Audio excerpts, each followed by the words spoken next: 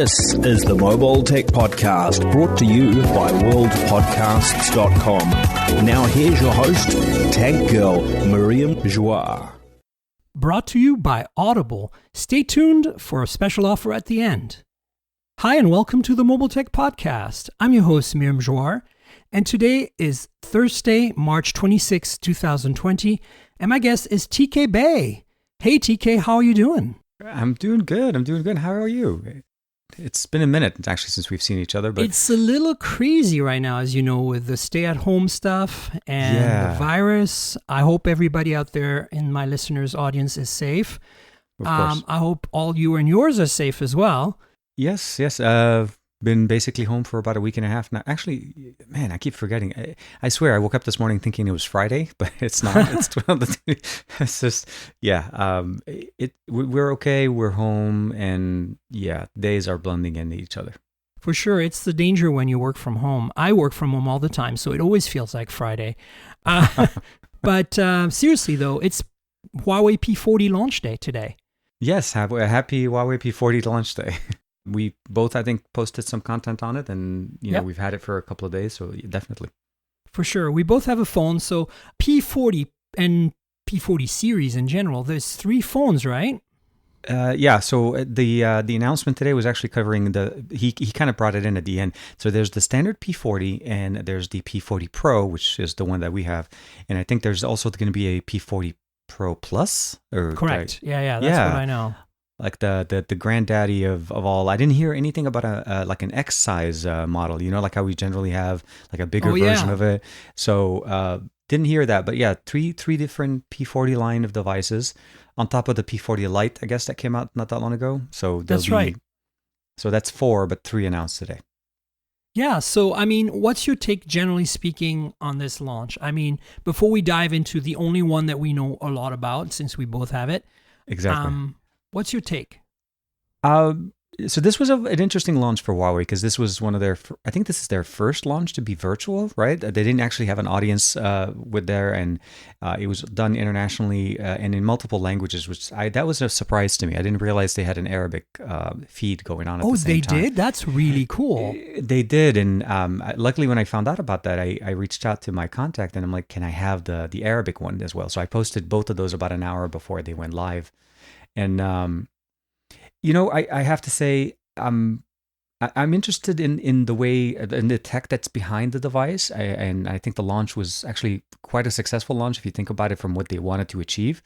They got the message, they got people to talk about it. And obviously it's in the news, and it is P40 day. So from that sense, I feel like they had a good, successful launch.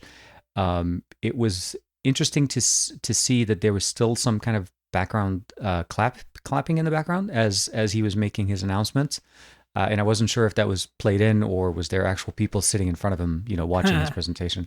But I didn't actually watch it. It was way too early in the morning for me to do that. Sorry, I had the info from our briefing. Exactly. So I was just like, I'm just gonna read up on it when I wake up and post my videos. I was editing the video that I posted, so I was like editing and watching at the same time. I'm like, nice. God, I wish I could record video to add some of because they gave us so much more info, obviously, in the presentation than I guess at the pre-briefing that we had, or any kind of early info that we had was not complete.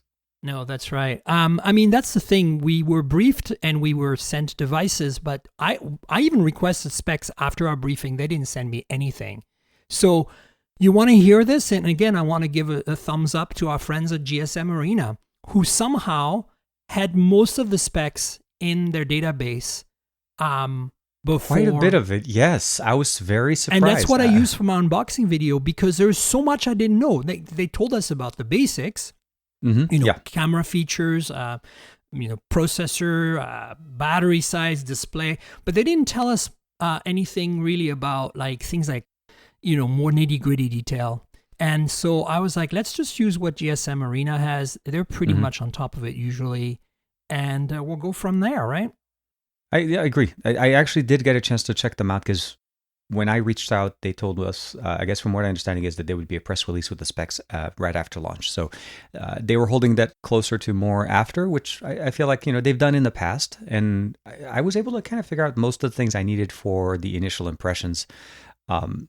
But I realized that I didn't cover everything. There's a lot of things on this device that are unique to it, that are new, like the new assistant, the new side launcher for multitasking, the refresh rate, which we didn't hear about, but we got a chance to see directly in the settings. Those are things that are cool. I like them. So let's cover the specs quickly on the P40 Pro, which is the phone we have. And then let's kind of go sideways, left and right, and cover the differences between this phone we both have, the Pro, and the P40 non-Pro, and then the P40 Pro Plus. Yeah. So I'll start with the P40 Pro quickly, like just the core basics. All right, so we've got a 6.58-inch OLED display. It's curved on 4 sides, which is really interesting. I'm not a big waterfall screen person, but this has waterfalls on left and right as usual for a lot of phones, but also top and bottom. But the corners stand out as kind of like essentially bumpers in a way, right? To protect from breakage if you were to drop the phone. It has 1200 by 2640 pixel resolution, which is a really weird resolution between 1080p and 1440 2K. Yeah, it's somewhere right in between. So, but it's hard to call it 2K, and it's hard to call it it's HD plus. I kind of like it, to be honest with you. I feel that maybe we need more displays that are kind of halfway, because you don't necessarily need 2K, but 1080p on a larger screen, like 6 point something better than 5, generally starts being a little crunchy. I mean, not to my eyes. My eyes are crap. So, but I think a lot of people who are, I think the sweet spot's like 450 DPI or PPI in my opinion. And this is 441, so it's pretty good. If it was 1080p, it'd be down the 300s, right? So exactly. No, and I think they said it a few times in the launch. This is more than your eye can even recognize. So it's like, but you could definitely see it, and I love the fact that they married that with the higher refresh rate. So that's a surprise to me. That's the big key thing, right? 90 hertz. No, it's not 120 like the Oppo Find X2 Pro or like the Galaxy S20 series. But honestly, look, my opinion is if you get to 90, you're already pretty good. Like, I'm not noticing a huge difference between 90 hertz refresh and 120. But, when I was, way younger and, cathode ray tube computer displays was still a thing. Like before there were flat panels, before they were, when they were still glass and electron beams, I remember reading this, perception study that said that the sweet spot for our eyes for refresh is 72 hertz. Anything below 72 hertz, we start seeing flicker and we start seeing like tearing. And anything above 72 hertz starts looking smooth to us. And so 90 hertz to 120 hertz, we don't really notice a huge difference. We notice a difference, especially for scrolling, but we don't notice a huge difference. So to me, 90 is what I want. And honestly, I wouldn't use this phone at 60 hertz, which you can set. No. Yeah. And I think it's the fluidity of the UI, the updated, obviously the higher refresh rate married with the higher resolution on the display, you could definitely feel that the device is snappier.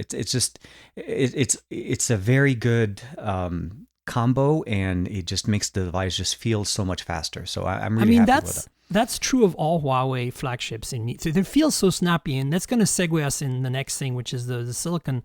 But before we do, I just want to quickly mention that it does have an in-display fingerprint sensor and a hole punch oval camera setup. It's actually a full-on 3D face scanning camera. Exactly. Yeah. With also a front-facing camera. And so let's just quickly get the front-facing camera specs out of the way so we can go deep into the silicon.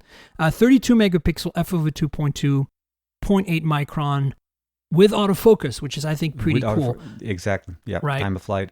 Time of flight sensor is basically the other camera on the front. That's why there's an oval. So the silicon is interesting to me because this is the Kirin 990, which doesn't seem new really because it's been on the Mate 30 series and even on some Honor phones since then. Yeah, like the V30 and the V30 Pro carry it, but we've seen it like on the Mate 30 at least. I don't know if you had a chance to play with the 5G model. I did not play with the 5G version. Yeah, even though it had the Kirin 990, it wasn't married with the 5G modem at launch. They had a 5G variant that came out later with the leatherback, and it was primarily for the Chinese market. So outside of China, we really haven't seen 5G on a Honor/Huawei device till now. And we're going to talk about that in 1 second because there's a big other segue there. But before we do, I want to quickly say there's two versions of the 990. There's a 990 non-5G and a 990 5G. And my understanding is the 5G modem is integrated on the 5G version and that it is low band, mid band only. It doesn't have millimeter wave. Of course, millimeter wave there's really only one carrier in the world right now with millimeter wave. Well, I shouldn't say one, but one that's really betting on it is Verizon. AT&T and T-Mobile both have millimeter wave in their respective markets in very small places like Vegas or whatever. And we all know the issues with millimeter wave 5G. It's super fast, but you pretty much need a picocell every block or every lamppost to make it work properly. And it's just not practical unless you're in a high-density venue like a stadium or an airport or something. And it's not there yet. So really, if you want to benefit from 5G right now, low band and mid band is where it's at because the frequencies are lower. It doesn't give you the same speed, but it gives you much better range and speed and lower latency and the ability to have more devices on the same, basically the same tower, right? So Kirin 990 5G is the default on the P40 Pro. And then we've got 8 gigs of RAM and either 256 gigs of storage. Is there a 128 gig version? I thought there was. I think that's only on the P40. The P40 So when you go down to the P40, the entry level model, it does have a lower storage, but the Pro and the Pro Plus both start at 256 8 gigs. And 8 gigs, and then you have 512 options with expandable storage, which was very nice. Okay, so it is a 512. I thought there were two versions. And UFS 3, of course, you require that today, which, as an aside, this is one of my beefs with the V60. It does not have UFS 3 storage. Yeah, it depends on which app you're using to test. I mean, I've had different apps, but we'll keep that for the V60. Yeah, I feel for me the issue here is it's not something the average person is going to notice. It's more like the speed at which apps can start the first time they start is kind of one of those things. But most phones today cache apps in RAM because they have so much RAM.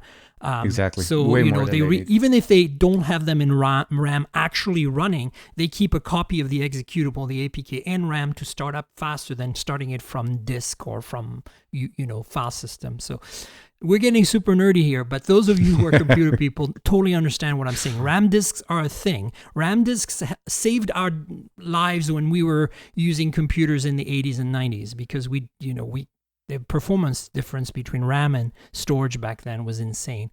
So that's it for the internal specs. Quickly talk about the battery and the charging systems. We've got a 4,200 milliamp hour battery.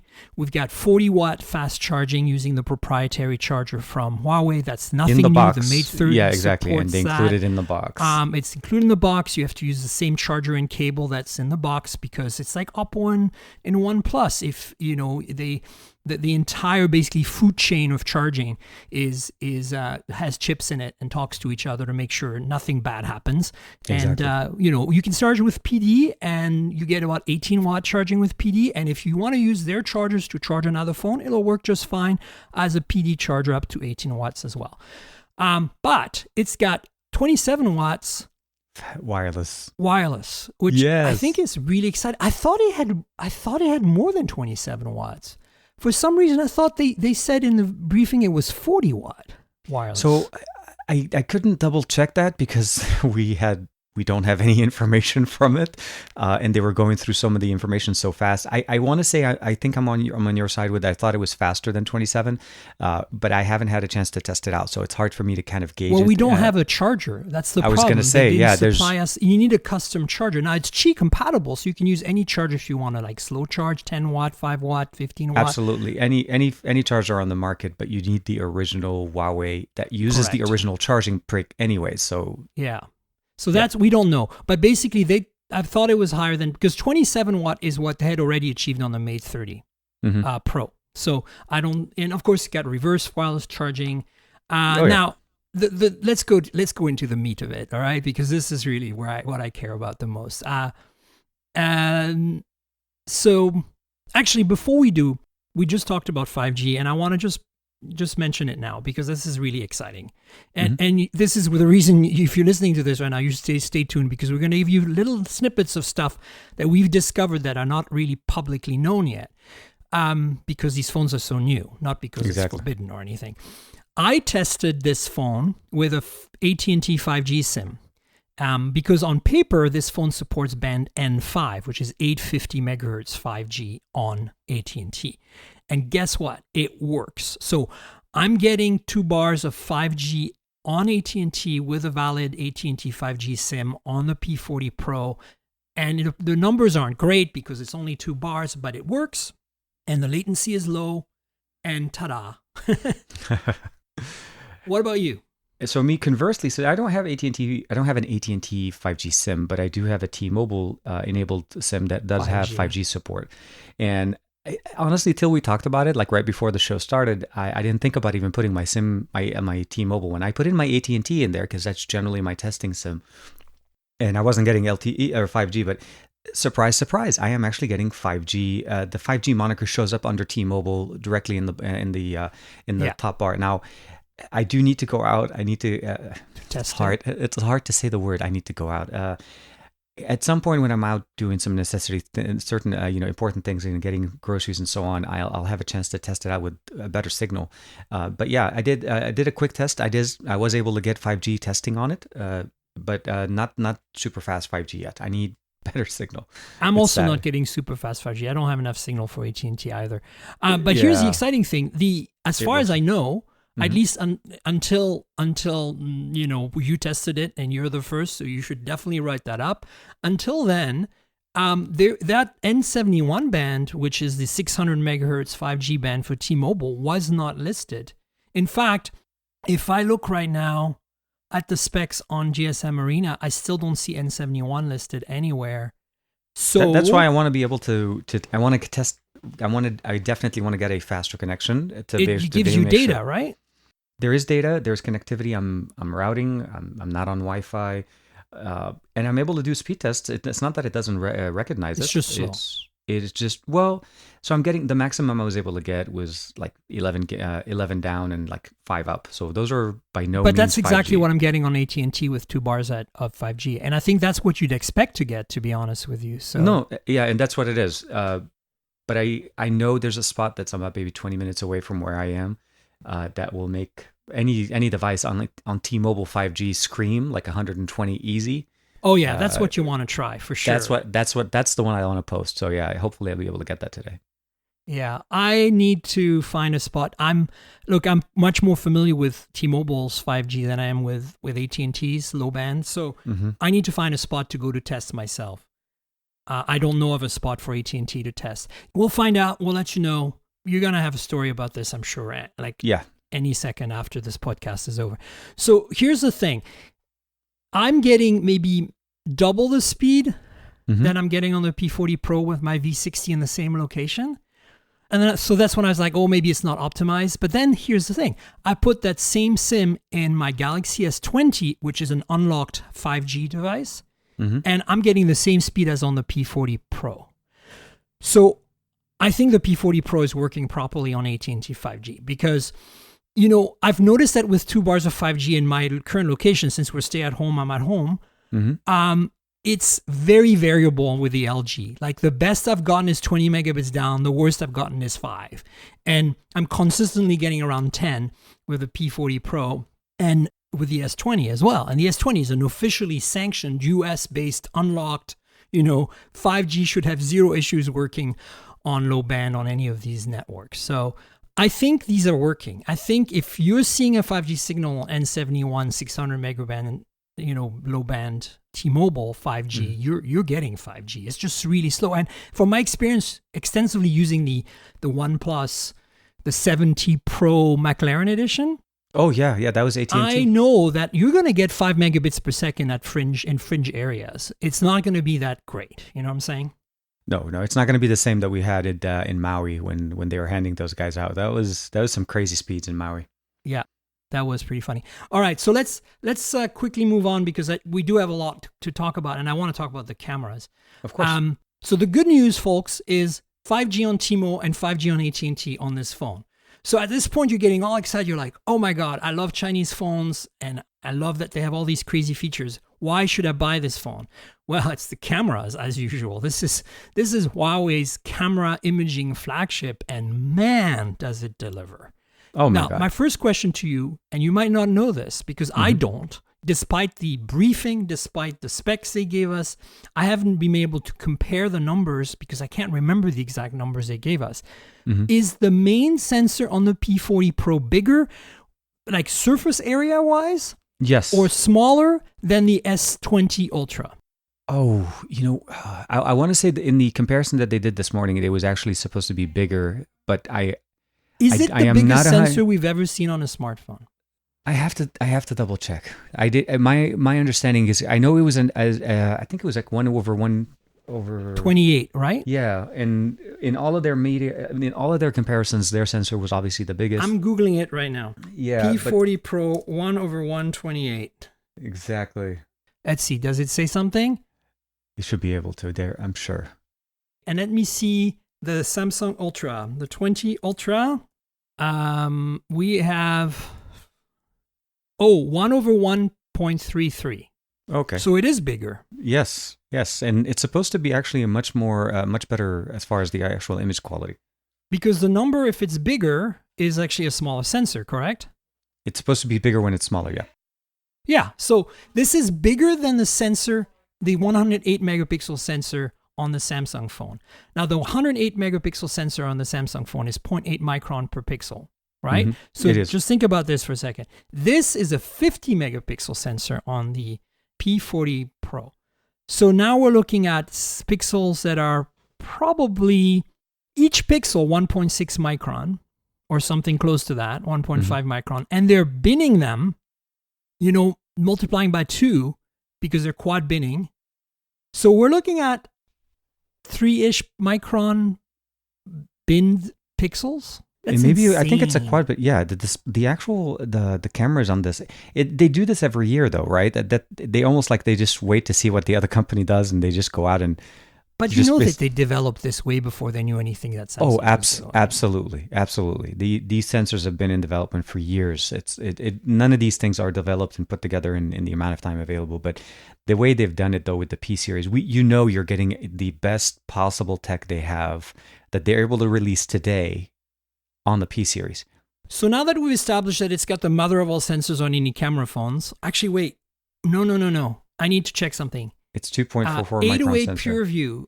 808 Pure View. What was the sensor on that? Oh, my. Remember? So those of you who were still in diapers back then, no offense, but about 10 years ago, there was a phone from Nokia that had the biggest, it's 1/1.2, so it's still bigger. Yeah.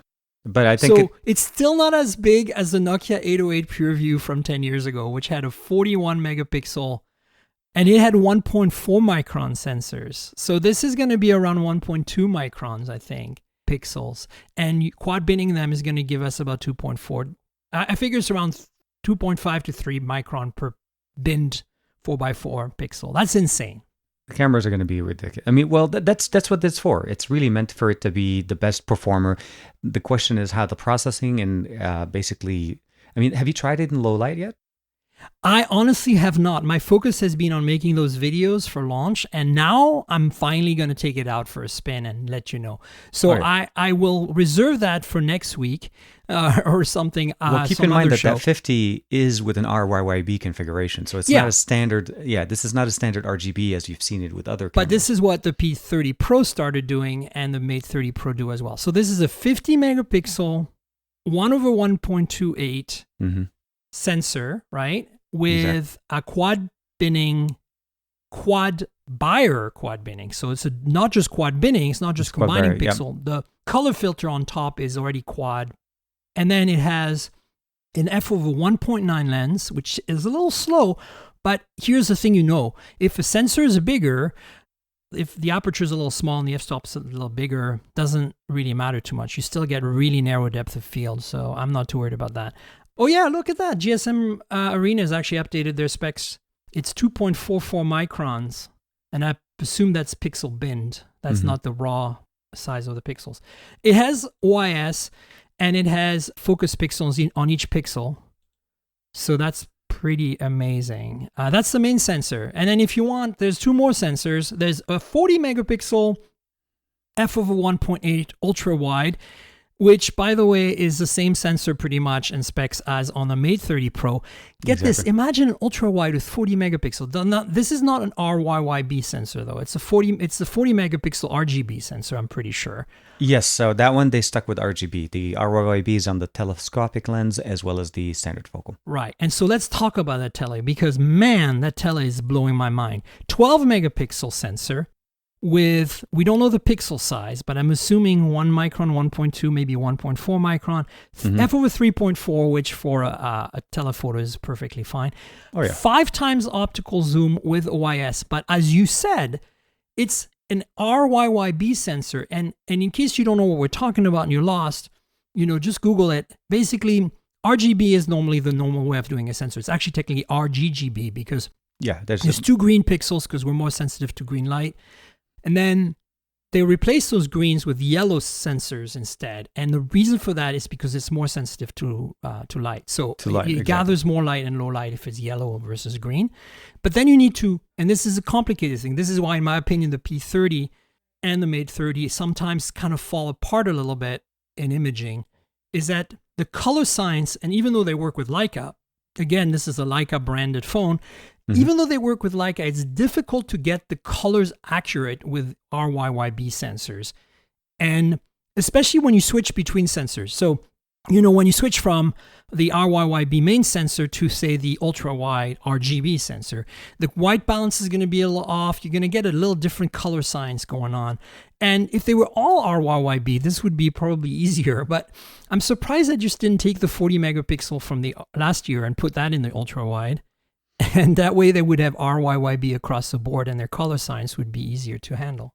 Exactly. That's something that Apple has been doing it very nicely, especially with the color calibration between the different Oh my lenses. God. And Oppo, I feel, did a very good job. The Find X2 Pro is one of the first Android phones I've used. And I have to give Samsung props on the S20. I don't have the Ultra, but the S20 regular, the difference in color between the 3 lenses, the 3 cameras, the 3 sensors is very, very close. I would say close enough that you wouldn't notice any differences. Whereas, other phones have had this problem for a long time, especially Huawei phones with this RYYB setup. So, Apple's really nailed that, which makes the experience so seamless. And I think Samsung did a good job at replicating it, but I was really impressed with what Oppo did on the Find X2 Pro. It is super consistent across lenses and sensors and cameras. And that's the challenge with this setup, right? Exactly. And it's going to be something that I think we're getting closer to. Huawei is definitely on the way to get there. But that's something that from a creator standpoint, when they give you the ability of using all of these lenses in video, especially video because it stands out more, it just becomes such a, it's a knee-jerk reaction. It's like, whoa, what happened to the colors? How do I change that? How do we fix that? So for me, I think it's nice that they are getting closer with the 2 out of the 3. Let's hope for 3 out of 3 next time, or maybe 4 out of 4 with the next series. Definitely. So the last thing that you should know about the rear camera is that it has a time of flight sensor as well. That's a 4th camera, very similar to what we have in the front. But instead of face for scanning faces for identification, instead of like a dot projector, it's much more of a rangefinder. So it's much more of a depth sensor. So it does 4K video at 60 frames per second. It does 4K 60 on the setting, and I know the wide-angle lens, the standard focal length, does it. I haven't tested out tele, but But with the 12 megapixel, it should be able to do 4K. So let's find out. We'll have to find out and report back. There's no 8K that I see anywhere. Did you see 8K somewhere? They haven't dabbled in 8K yet. Not one device from both them or Honor have been released with 8K. And what about the front camera? Does it do 4K 60? Because that's one of the things on the iPhone that I just love so much. Yep, 4K 60, baby. Yeah. I was like, so right the V30 Pro had 4K 30, which was something that I know. So I already knew. I mean, we know that the 990 is capable to actually process that information. There's no question of it. We've had 4K for a while, but it's for some reason we've always had the limitation of the front-facing cameras being limited to 1080 for some reason.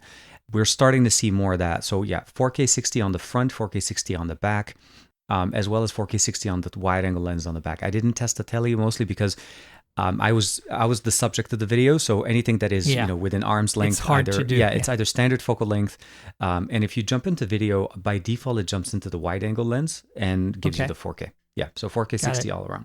Does it use the ultra wide lens for more stabilization, for like crazy electronic stabilization, like the S20 does? You know, where it switches to the ultra wide to when you go ultra steady mode, so that it gives you like has a lot of. I want to say it does. Let me just do a quick. It has a lot of room for the electronic stabilization on that 64 megapixel sensor.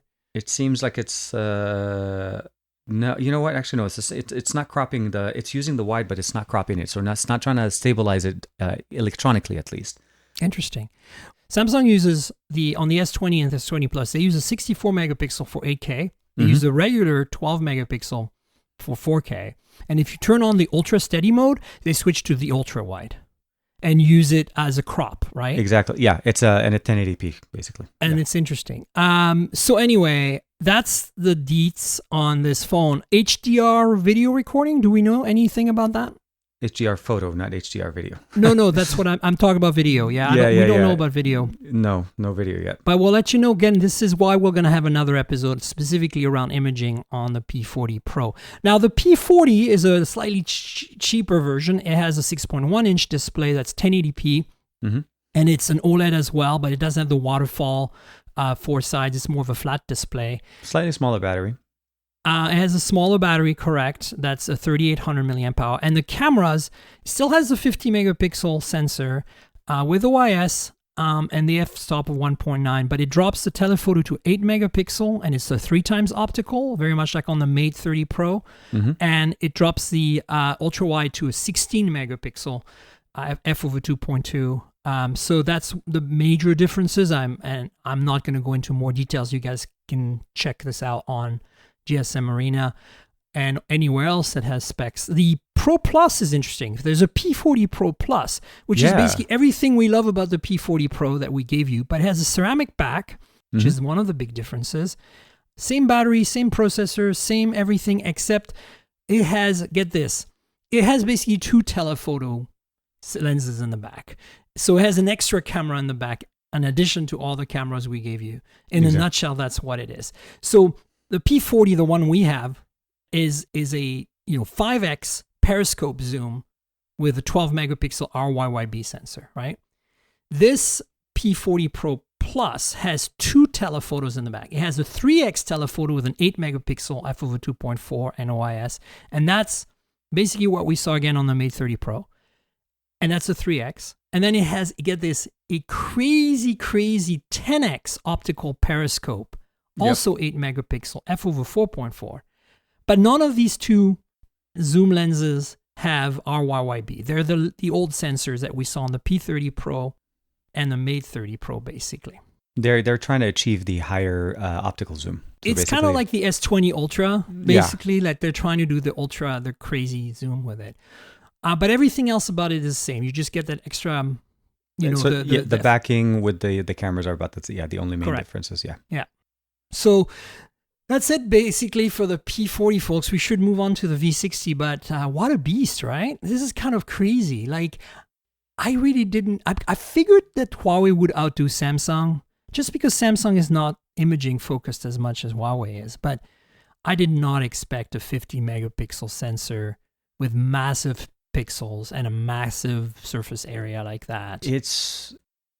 That was amazing. It's a new standard, which I feel like it's a good place for people to follow. That's the thing with the P series. It's what really sets the focus, right? Where people know that there is the ability of using higher levels, bigger sensors, better quality of image, better low light processing. I think that's what people will start asking for, and hopefully that it'll help other manufacturers push their tech with photography. It is the camera that's in your pocket, and if you definitely love photography and you don't have that very big concern about importing a device, the P40 could be a consideration. Keep it here, and I'm sure between Marion and all the other coverage that's going to be going on, you're not going to miss out on anything. Everything will be covered. Yeah, I think it's going to be a pretty beastly device. But there's one last thing we need to talk about, which is, at least for now, the big showstopper. Yeah. And we all know this, right? Like, this shoe was going to drop. The other foot was going to drop. And that's this phone, as awesome as the hardware is, and I have zero issues with the hardware. This hardware is impeccable. But the software, man. Like, I'm sorry. I don't think there's anything wrong in intrinsically with the MUI, I feel that they've really done a good job with the MUI in the last few years at making it much more palatable to my tastes, which are pure Android tastes. It's definitely less quirky and skinned better and just fast as hell because it's highly integrated between the software and the hardware. Huawei is always able to provide incredible performance, both in speed and battery life. All this is really positive, but the Huawei ban last year really just kind of killed the whole thing. I mean, basically, you can't run Google's apps on this phone, and at least out of the box. Mm-hmm. And, Huawei really wants us to say that this is not a big deal, but I'm sorry, this is a big deal. I am not going to change my mind on this. I run my business on Google Apps, and I think most people in the West need things like Uber to work and Netflix to work, which won't work if you don't have GMS right now. Now, there are some versions of Netflix that are designed to work without GMS. You just have to find the right APKs. But there's so many apps out there that are critical to anyone who lives in North America, in Europe, or even parts of Asia right now that are not China, that I just question how Huawei can be so gung-ho about it. I know that they're trying to kind of pull one of those, these are not the droids you're looking for on all of us media about this. But I'm seeing the droids. They are the droids I'm looking for. This is not going to work for me. This needs to be resolved. And so the reason I'm bringing that up is because in the past with the Mate 30 Pro, the Honor V30, V30 Pro, all the other phones I've received from Huawei since the ban went into effect, there was a hack you could do. There's actually multiple versions of the same hacks. There's LZ Play. There's a bunch of others where you can just re-enable Google mobile services, basically the core functionality that lets the Google apps run properly. Mm-hmm. And now it's early days. We've only had the phone for 2 days and it just got out. So people are going to buy it and people are going to play with it. But right now, as it stands today on, March 26th, the day of the P40 launch, there is no workaround. All the workarounds that we're aware of don't seem to be working. Yeah, I personally haven't even tried yet. I've been trying to see if I can function. I tried LZ Play, and no go. Mm-hmm. And so here's the thing. This might change, but right now you really have to understand that if you're super gung-ho about this phone, especially since it supports 5G in the US on low band for 2 carriers apparently, this is going to be a hard one to live with if we can't get a hack around this. And I hope we do get a hack around this because it needs to happen. Because look, this Huawei ban is BS, right? It's our regime trying, it's part of that trade war they started with China. Mm-hmm. It's complete crap, but it's there and Google has to abide to it, unfortunately. But nobody's saying that you can't, when you buy your own phone, make it work, right? Exactly. So I hope we can, because to me, the best hardware in the world is all great. But if you can't really run the apps you want to run on it, remember Windows Phone? Great hardware, great features, great user experience, but the apps weren't there. The ecosystem was not, they didn't develop for it. And, Huawei's big thing is, we're working on HMS, Huawei Mobile Services, which is going to replace and replicate and you substitute a lot of the functionality from GMS. And all we have to do is convince developers to, modify their existing apps, their existing APKs to support HMS as well as GMS. That way the apps will work universally on Huawei phones and phones that have GMS, which is the majority of Android phones. And you know what? That's great. Yes, awesome. Except forget it. I don't know of any developer in their own right mind that would spend the time and money to support HMS when, the phones are even sold in the US. And we all know the biggest developers for apps in the world are based in the US. There's a lot of them in China. Yeah, absolutely. But that's a local market. We don't see these apps. I mean, you can, if you want, install WeChat and whatever. And I have a WeChat account. I love it. Mm-hmm. I have clients in China that I talk to all the time on WeChat. But my point is, the core apps that really everybody uses in the West are made by American companies. How are you going to convince these developers to spend time and energy and money adding HMS support to apps on a phone that isn't even sold officially in the US. Now it's sold in Europe, but I think that's mostly the main launch area right now. I think they're focusing mostly on the European market, even though it does support the US bands. I'm not sure if the US is their market, because I think But you know what I'm saying? The developers are here. That's even true. if, they have branches in London and in India and whatever else. Like, sure, Netflix has an office and developers in Europe somewhere. I'm sure of it. But like, my point is that like, it's a tough sell. Like, we've seen this fail over and over again. We've seen this fail when BlackBerry tried to have, you needed to tweak the Android apps for BlackBerry phones. Remember when the QNX BlackBerry 10 stuff was happening? We've seen it countless times where, like, even look, I'll take devil's advocate for a second. Amazon, right? The Fire tablets, they don't have GMS. They're basically a custom version of Android. And you have the Amazon App Store, just like Huawei has the app gallery. Exactly. But you can't find half the apps you want. Do you want Gmail on a Fire tablet? You're screwed. I mean, yes, you can connect your Gmail account with the email program, but you lose all the functionality. You lose labels, you lose all the important things. My point is that if Amazon, who's huge in North America, cannot get support for their own custom version of Android from the developers who are based in North America, how the hell is Huawei going to get support? It's going to be hard. I think it's a tough battle, and I think that in the process that they're trying to do right now is they're offering it as an option. I think also the fact is that they're banking on their user base outside of China. I realize in the U.S. market, Huawei and Honor may not be as strong as they used to be, or the position that they used to hold. But in the European market, they've been actually carrying devices. They have physical stores. They're more present. Their presence is bigger. They're even in the Middle East. Surprisingly, I mean, just from looking on the statistics on my video that I did this morning, my Arabic video is doing better than my English one.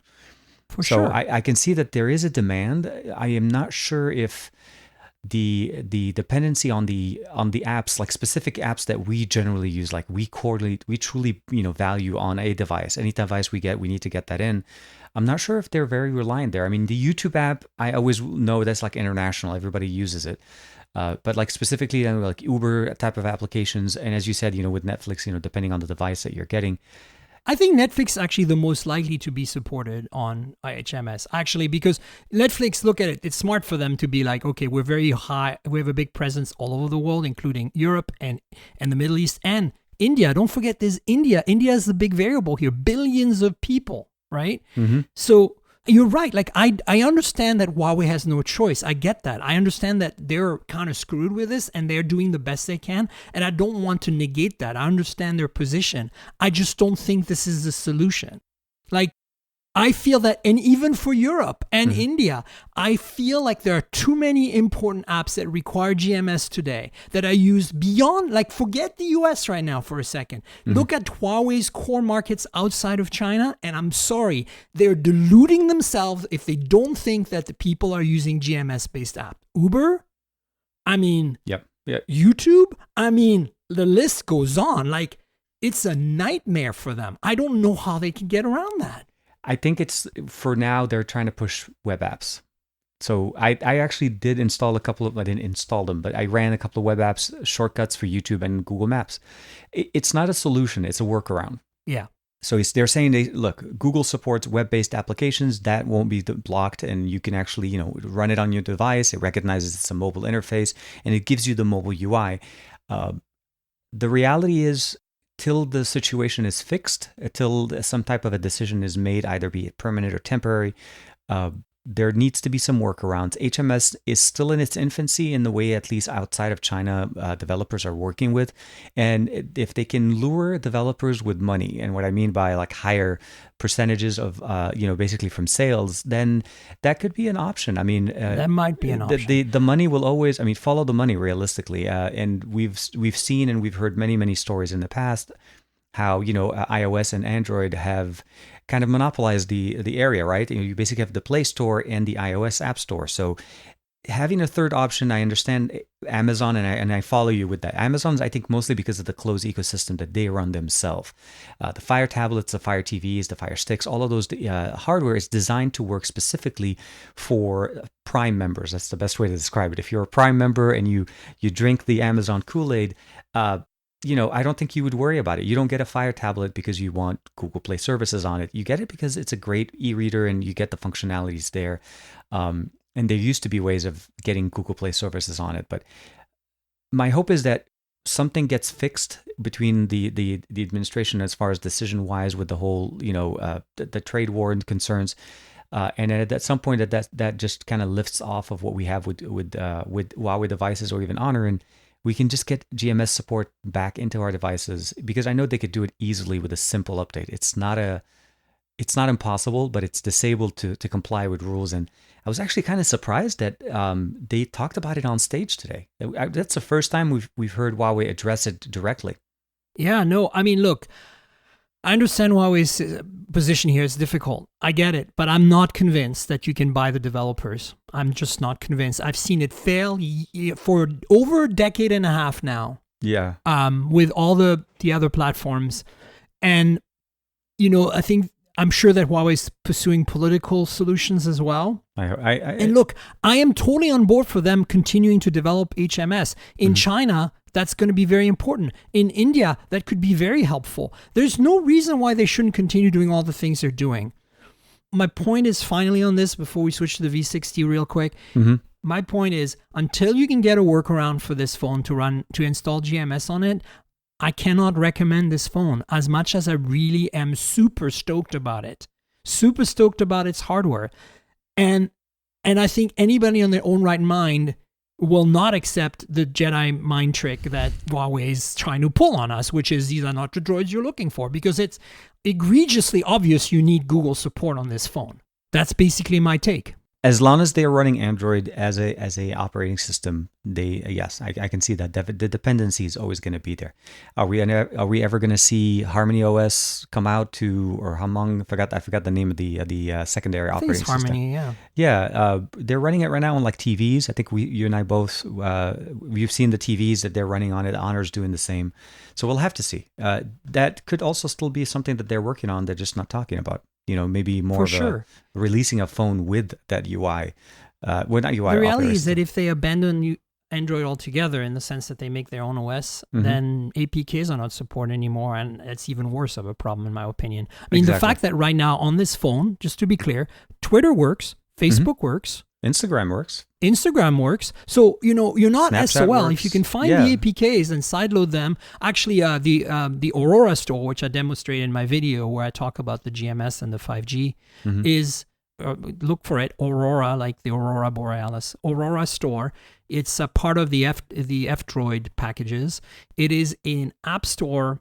It's actually a front end to the Google Play Store.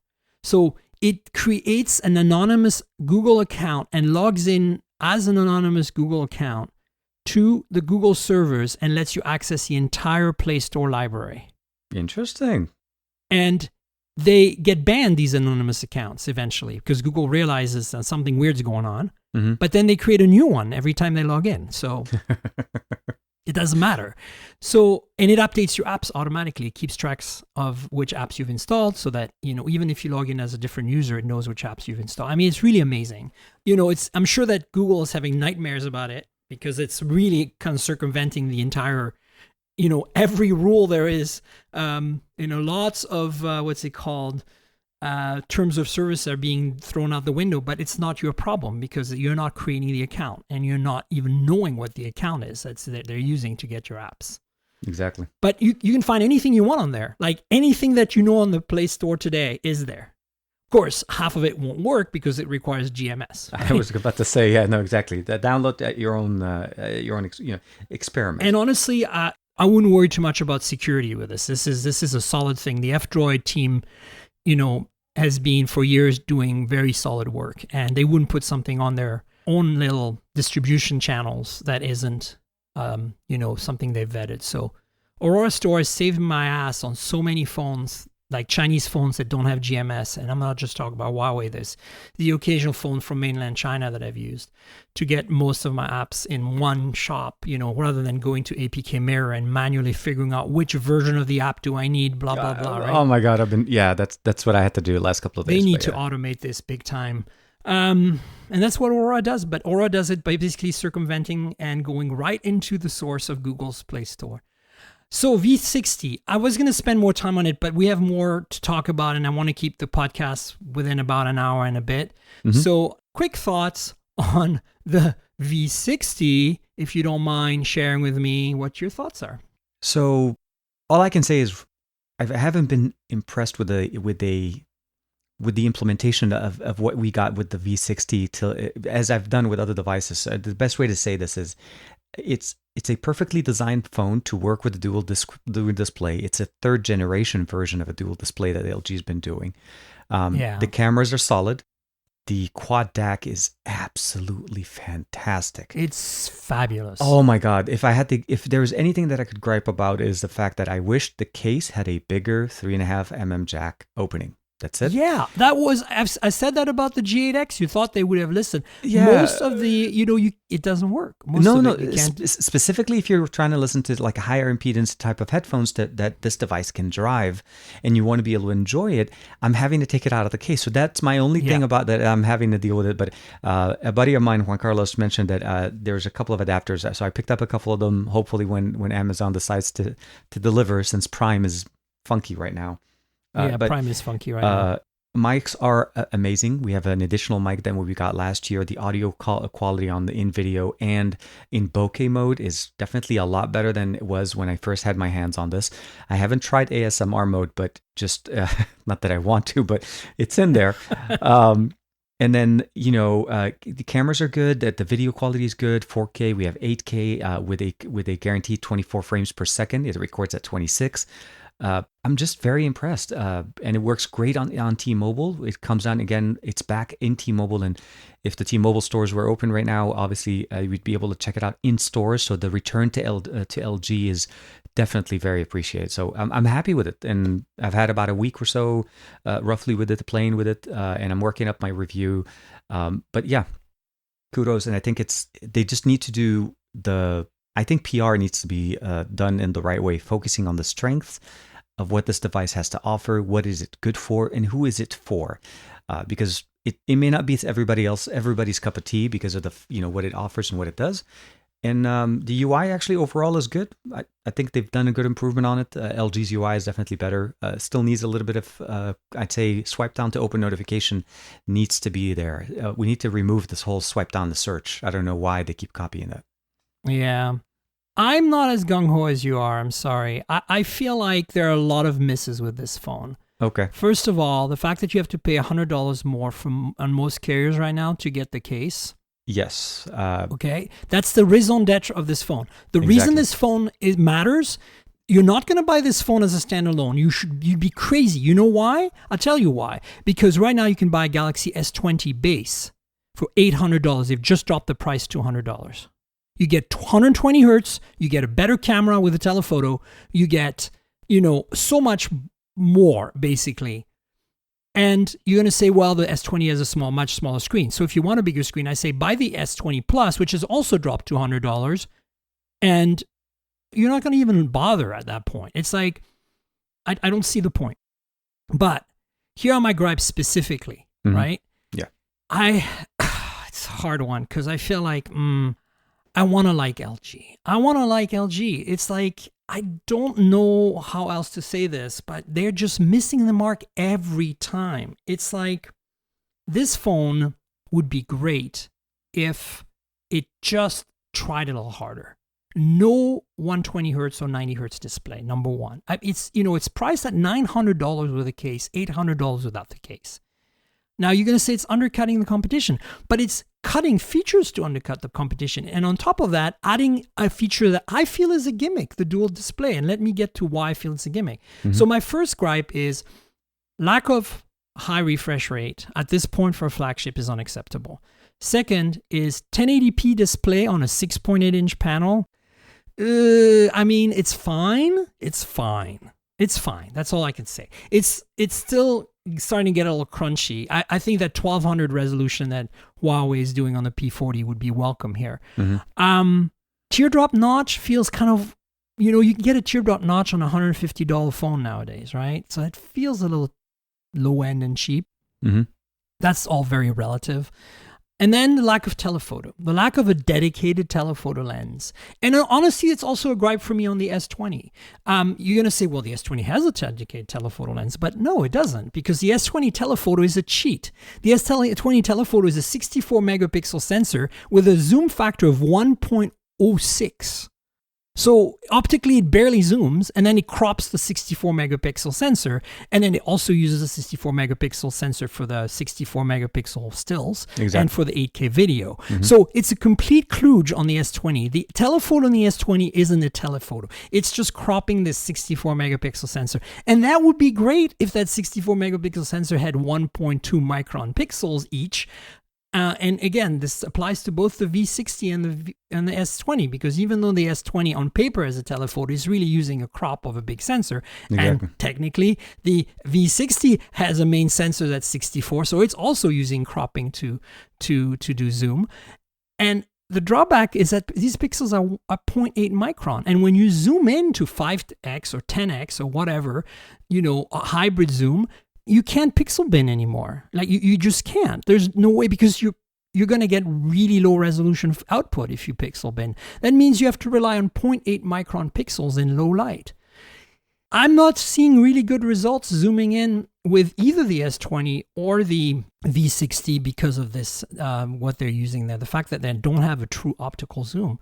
And if you're willing to live with that, if you just only want to zoom up to 2x, it'll be fine. Although in low light, it does fall apart. And I just feel that it over sharpens. So does the S20, especially in the telephoto, you know, in the processing.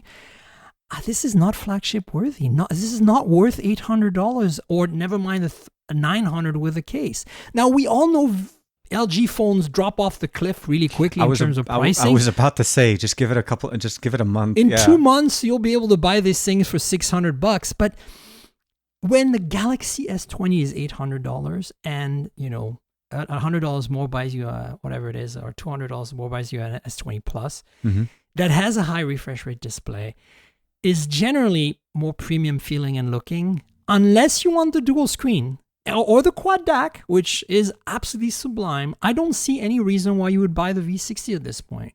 Also, it's carrier locked. It is. There's no unlocked version you can buy. And right now, they're different version. The V60 for Verizon only does millimeter wave. Maybe has support for low band. I'm not sure. But they don't have a low band network yet anyway, or a mid band network. Exactly. And then for sure, the T-Mobile AT&T version only have low and mid band. They don't even have millimeter wave, despite T-Mobile and AT&T having millimeter wave support. Exactly. I think I made sure to ask that, but yeah. So I don't feel good about this. I don't feel like this is, it's certainly not a phone you want to buy standalone. And if audio is all that matters, then buy the phone. If you want a big screen for less money than an S20, well, about the same money as an S20, then maybe consider it. And you can stretch up to the S20 Plus. But and then there's of course, the whole dual screen thing. The argument, well, it's the dual screen and it gives you more real estate and it's really awesome. And for some people, I agree that might be a great thing. I'm not that person. That's all. Like, I think this is not something I'm going to say is a bad thing, the dual screen.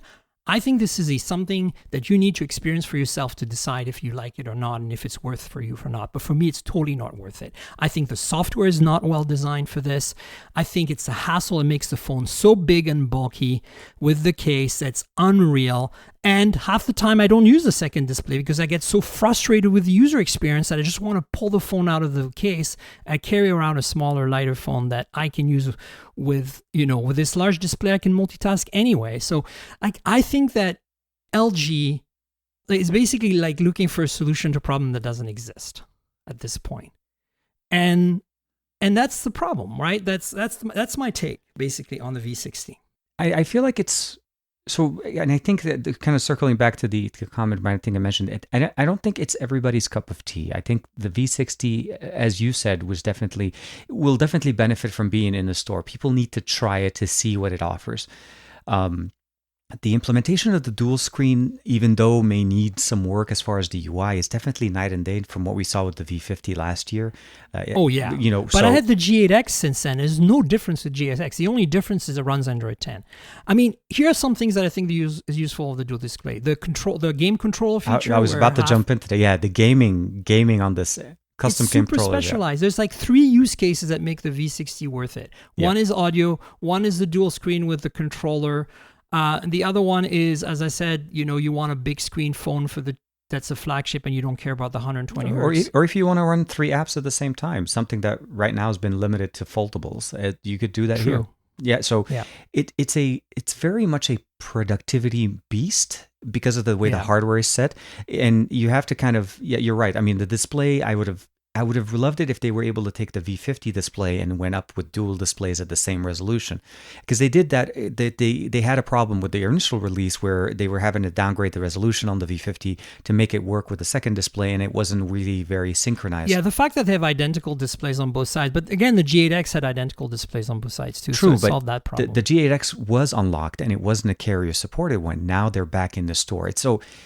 It's a good step for them. I feel like it's a good step towards where they want to be in the future. It may not be the best LG device, out there as far as comparing it to other devices, and it's hard to compare it to Samsung's, especially since at launch Samsung kind of chose to be that 1,000 plus. LG knows where they are, and they know exactly that they're gonna where they're gonna feature is we're gonna go in with a really good price point. We're gonna offer you, may not be the everything in the kitchen sink concept going on, but I feel like 60 frames per second in the UI, consistent 60 frames per second across, is something that we don't even see on the S20.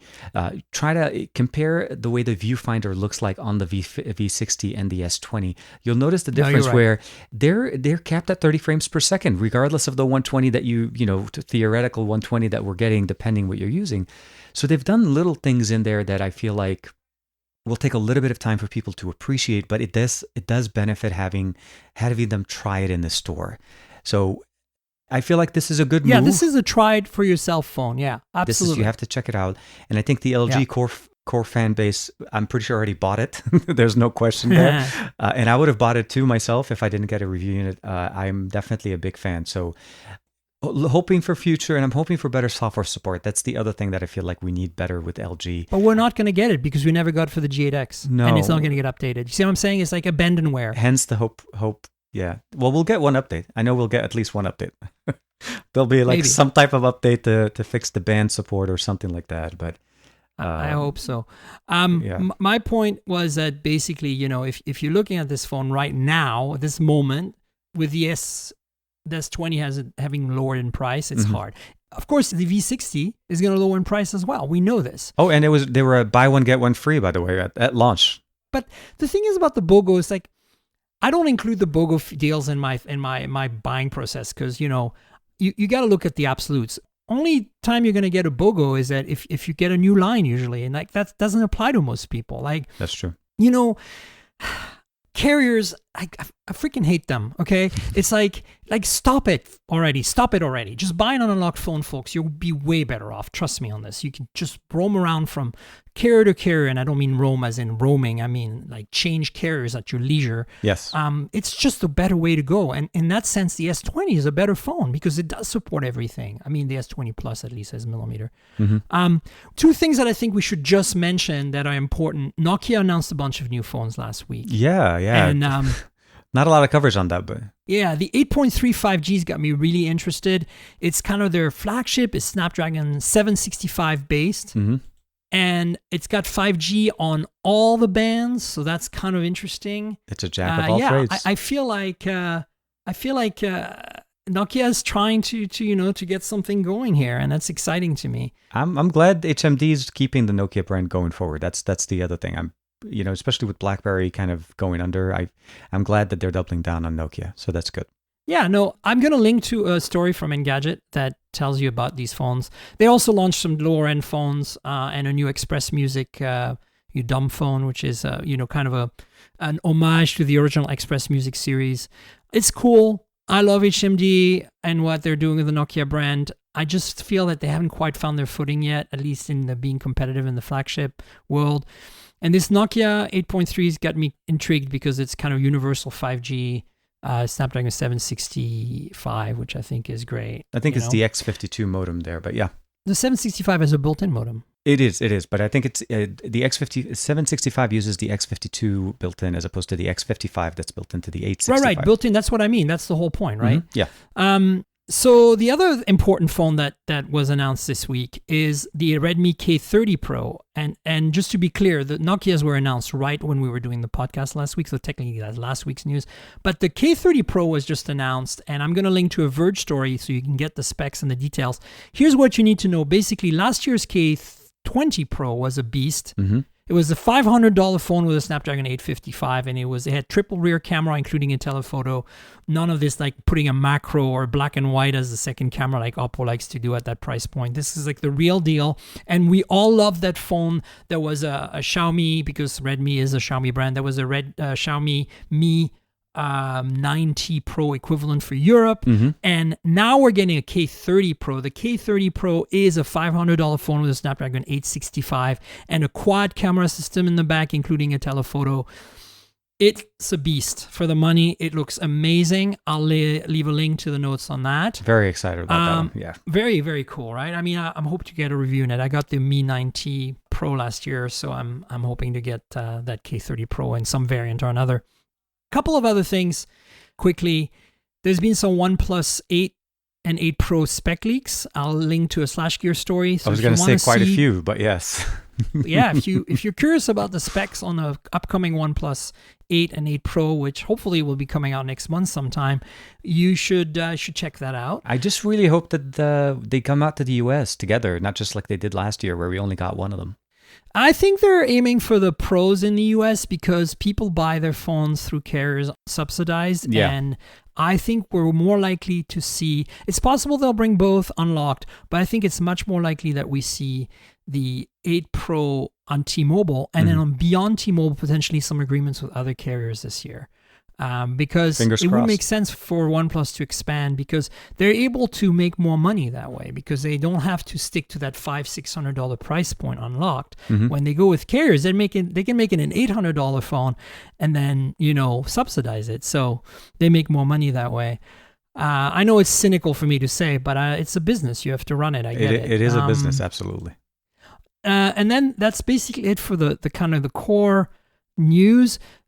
Wanted to mention that the Galaxy S20 series that we talked about got an update on the camera front. And on the S20 it did. I don't think the S20 Pro unlocked. Not Pro, the S20 Ultra received. Ultra. Yeah, the Ultra still hasn't received them. Yeah, we're still waiting for an Ultra camera autofocus fix. So I'll keep you posted on that. But the other big news is that the camera features of the S20 series are coming to the Note 10 and S10, which might make you rethink whether you should buy a S20, huh? Because the cameras on the S10 and Note 10 are pretty solid. Then quickly, also rumors on an LG G9, since we talked about the V60. The G9, like the Nokia 8.3, is rumored to be a Snapdragon 765 based phone. So that's the news. I think that's going to be definitely. For some reason, I always thought that the G9 was going to be like the international version of the V60, but I guess there are going to be some changes. No, I think this is going to be a smaller phone because the V60 is a honker of a phone. I mean, that's the reality, right? It is a big phone. You don't hear me disagreeing there. It is definitely, and it's definitely a big pockets kind of thing. Totally. All right. Well, we should wrap it up. So, TK, tell people where they can find you now that you're flying solo. Yes, I am actually easy to find me, just TK Bay, TK and then BAY on YouTube, Instagram, Twitter, Facebook, or TKDSL on those as well. So TKDSL 8655.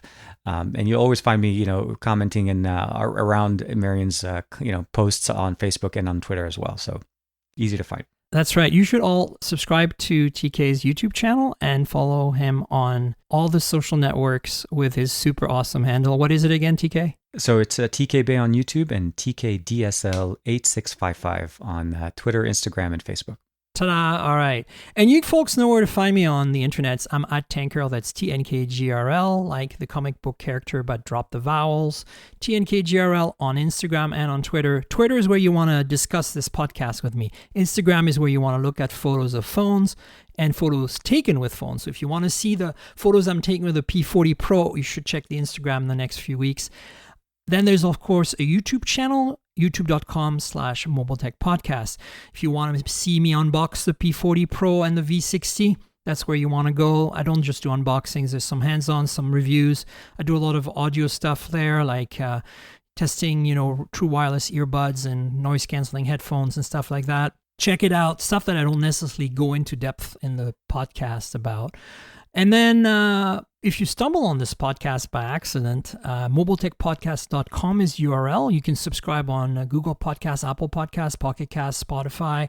Please, if you can rate or review the podcast in your platform of choice, please do so. It helps us a lot to get good ratings, and us being me and my guests. So that's it for me in terms of where to find me. And I want to thank our sponsor, Audible. Audible has been with us since day one, and they are a really fantastic platform for audiobooks. If you can't read a book, maybe you're a delivery driver in these crazy times right now, and you need to get a bit of sanity by driving around, you can't read a book. So you're going to have to listen to one instead, and Audible's got you covered. They are the platform for audiobooks, so check them out. I'm right now binging on the Star Wars adaptation of the latest movie, which is a 9-hour epic audiobook with, great soundscapes in the background. It's really immersive. It's really cool. I love Audible. I think you will too. Check it out. If you want to support the podcast, just try the special deal we have. It's 30-day free trial. You get to keep a book at the end. You don't have to stay, and we still benefit here, the podcast. And there's a URL for that. It's audibletrial.com/mobiletech. That's audibletrial.com/mobiletech. I'll put that link in the show notes. So if you want to support the show, please click through. And you don't have to stick around if you don't like Audible for whatever reason, but I'm pretty convinced that if you try for 30 days, you might actually like it. So support the show. Please donate. There is a donate link in the show notes. Please help us out. We'd appreciate it. And that's it, folks. Thanks, TK, for being on the show again. Really appreciate it. Well, thank you for having me. And I know it's been a little bit since we've seen each other, but be safe and stay safe. That's right, folks. Be safe. Please wash your hands. Stay at home. You know the drill. We'll get over this crazy virus. All right, folks. Stay tuned for another show next week. And until then, cheers, everybody. This has been the Mobile Tech Podcast with ThinQ, proudly presented by worldpodcasts.com. You can visit us online at mobiletechpodcast.com.